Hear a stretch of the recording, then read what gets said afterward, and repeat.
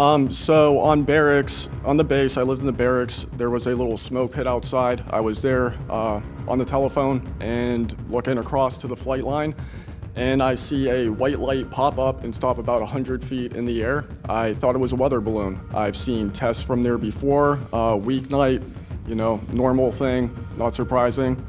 And as I began walking towards the light, towards the flight line and the track, the light then flies across the base, across the flight line, and as it flies to me, a triangle manifests around the light. It stopped about 100 feet in front of me and approximately 100 feet above me. My telephone got extremely hot, completely froze, dead. The two square objects were at least as large as a football field. The second encounter, they think it was much larger than a football field. We're talking like flying buildings.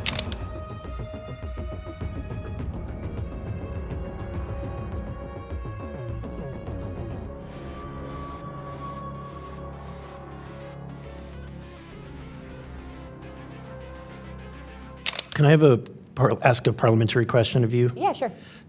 Does this subcommittee have the authority to do subpoenas? Task force. So the task force, to answer that question, has to do it through full committee. Okay. So, and also in regards to immunity, which to Mr. Borland's point, we are going to be doing a motion to ask for immunity for you and a few other people to come into a skiff and tell us what you know without being subject to the Espionage Act, et cetera. Thank you, ma'am. So that's just kind of an update. But as a task force, because we are not a full subcommittee and there are certain authorities that haven't been granted to us, probably because they don't want us to have it. But there are ways to work around it, so we're kind of figuring that out. Pursuant to Committee Rule 9C, the majority and minority will have an additional 30 minutes each to ask questions of the witnesses without objection. So ordered. With that being said, if you guys want to jump in the queue, I know Representative Crane, Burleson, and likely Burchett have a few more questions. I'll just start out with two, and then I'll pass the buck to Burleson. Burchett, do you have anything? Burchett and then Crane. Just real quick, Mr. Knapp, and short answers, please, because of time. How much of these alleged Russian crash retrieval documents have already been physically out there? So, I mean, percentage-wise of the documents that you submitted to Congress, what was public already and what was not newly released? Maybe 1%. Okay, so the rest of it should be predominantly new information. Yep. Also, can you just elaborate real quick? I know you had, I think, mentioned a Thread 3 program, but also alleged in those documents, I got through maybe half of them last night. There's a lot, and I don't speak Russian, contrary to what my people might allege. What does the Thread 3, was there any specific programs that existed within the Soviet government or groups to specifically investigate this by name real quick? It's a number. There's a number in those documents I gave you. There was a larger program that actually had 3 sub-programs that was, Thread 3 was the name I got, and then the DIA guys who looked at it figured out there was a much larger organization. And it's listed in those documents? Yes. Okay, thank you. Real quick, I'd like to ask the committee to replay that video that Burleson had played earlier. I want to ask every witness here, specifically ones that have sensor training or have been able to recognize some of this movements real quick. So if you guys can please roll that real quick.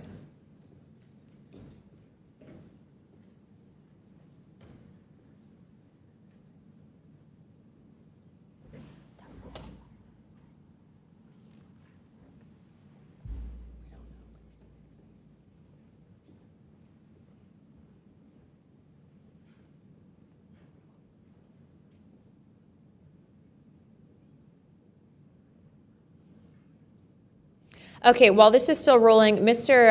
Nusatelli, real quick yes or no answers. Are you aware of anything in the government, United States government arsenal that can split a Hellfire missile like this? No. And do whatever blob thing it did and then keep going? Nothing? Nothing. All right, how about you, Chief Wiggins? Nothing to my knowledge, ma'am. Okay, and how about you, Mr. Borland?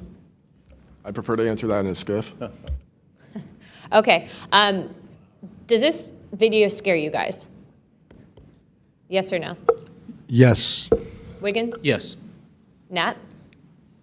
I had a different reaction. I was really happy that. Real quickly, can you just re-describe size and whether or not you heard anything? It was, how big, wise? The two square objects were at least as large as a football field.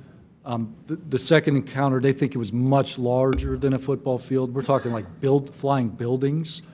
The object I saw was about 30 feet in diameter. And to confirm, you were not the only person that saw this? Correct. I think I was also told that there was also reports of this in a police blotter in the area.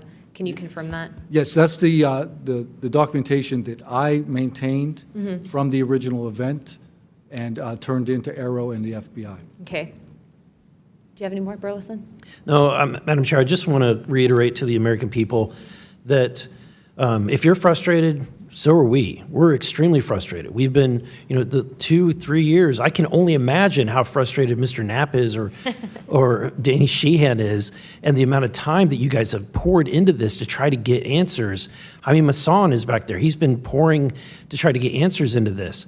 I hope that you all see that we're committed to this, and we're going to be scrappy about it. We may not have the direct authority, but I can assure you Representative Luna is about as scrappy as it gets. I wouldn't want to scrap with her. But that being said, I think that if the American people want to see answers, we need to action. We've had the hearings. It's time to take action. It's time that we pass Tim Burchett's Whistleblower Act.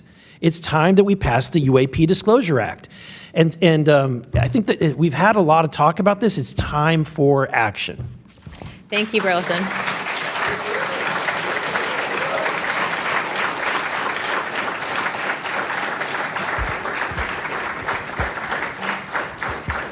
I would now like to yield 30 minutes to Representative Crockett. I'll reserve. Thank you. In closing, I want to thank our witnesses once again for their testimony today. I now yield to Ranking Member Crockett for closing remarks. I'll pass. No, I just want to say thank you so much to each and every one of you for being here today, for staying committed to this, and for your courage. I truly believe that courage is contagious, and right now we need more courage than ever, whether it's UAPs or whether we're dealing with any other form of government where people are afraid to come out and speak their truth. The American people are relying on amazing public servants like you to speak up on their behalf, to be the watchdog, and to make sure that we are as safe as possible. And so thank you so much again for conducting a bipartisan hearing on such an important matter. Thank you. I'd now like to recognize myself for some closing remarks. This is obviously something that doesn't just affect everyone in this room. I can tell you that specifically for where I represent in Pinellas County, Tampa Bay, and Florida as a whole, there's many sightings, many questions, people reporting this, but I'm not the only one. I was also told by Representative Biggs, as well as our great representative from Alaska, that these are not isolated instances, and so it does give us reasoning to provide investigative inquiry into these topics. But also too, I would also like Mr. Spielberger, if you could actually review and see if your organization would endorse the Whistleblower Protection Act that Representative Burchett has. I can tell you that I will be signing on to a letter, as well as I'm sure many other members of this task force, and we hope that the ranking chairwoman, or my colleague here, Representative Crockett, as well as our Democrats that were here today, consider also signing on to that, as we do feel that it is time to ensure that our whistleblowers are given adequate protections and that people like Mr. Borland are not facing retribution in the way that they have been. With that being said, with all that and without objection, all members have 5 legislative days within to submit materials and additional written questions for the witnesses, and which will be also forwarded to those witnesses. If there are no further business, without objection, I'd like to now recognize Representative Burchett for closing remarks. I would just like to thank the ranking member and the chair lady for their courage. This is a tough issue. We all catch hell for it. And it's gratifying that we're here in a bipartisan nature and the way this meeting was conducted. And I want to thank y'all for your courage. Thank y'all. And